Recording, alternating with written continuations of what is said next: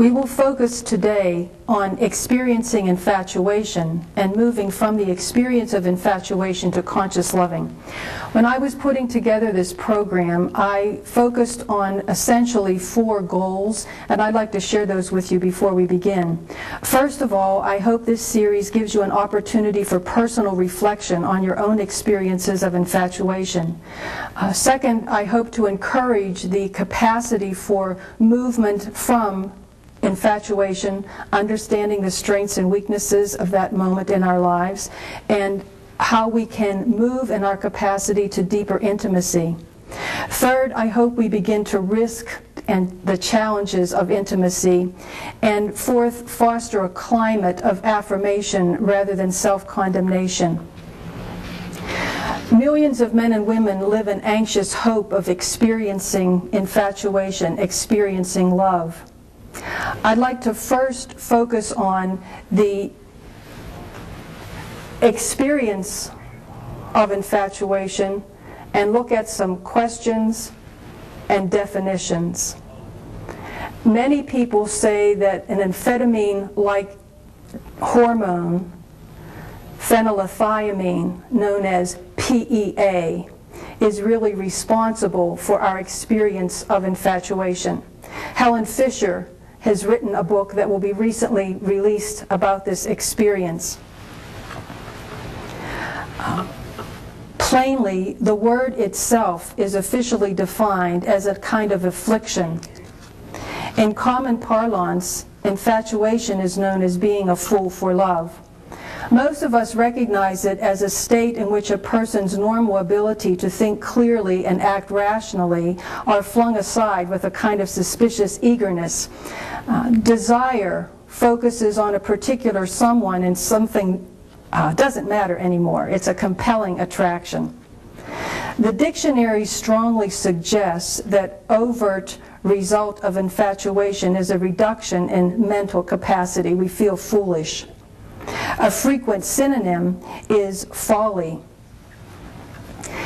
Daniel Webster did a survey where he found out that people who were talking with each other and felt an attraction, people who were able to touch each other and had an attraction, were not as excited in the infatuation stage as those who played footsie.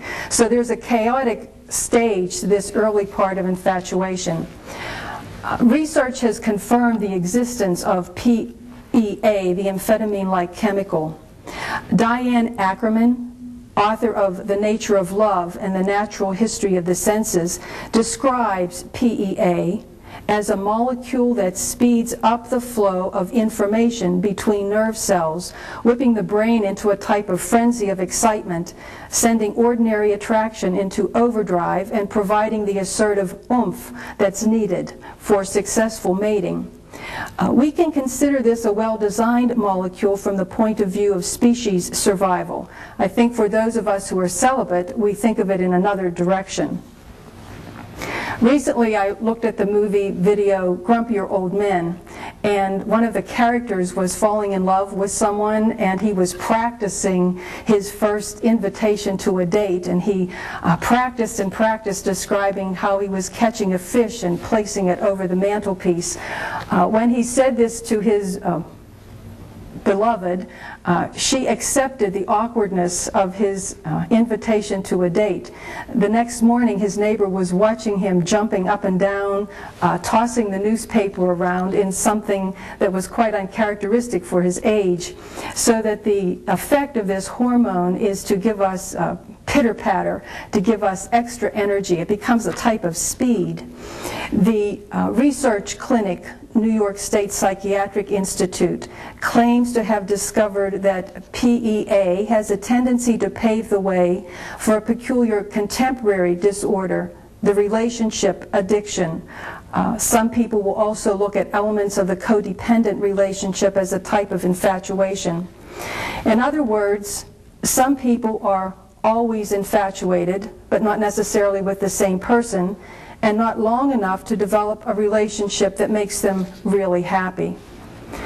Biological models explain a lot about how infatuation, the mechanism that governs the actual phenomenology of love foolishness, The social sciences have a lot to tell us about why this particular person. We'll be looking later on at the study of the family of origin and how those early moments of infatuation with our parents, with our mother particularly, leads to a capacity for attachment that later on is transferred to someone else. Naturally, Freud would have it said that it's all in our head.